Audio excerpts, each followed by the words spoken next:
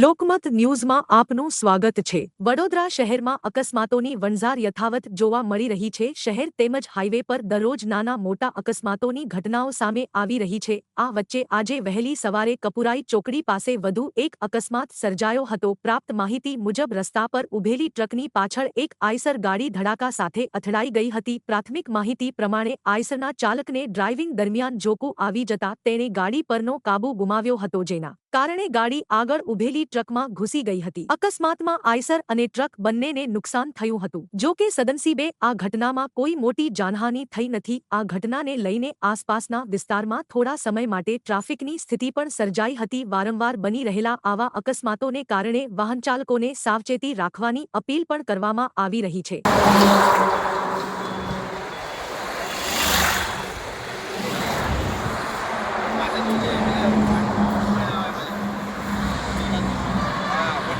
बंडो गाड़ी रोड है।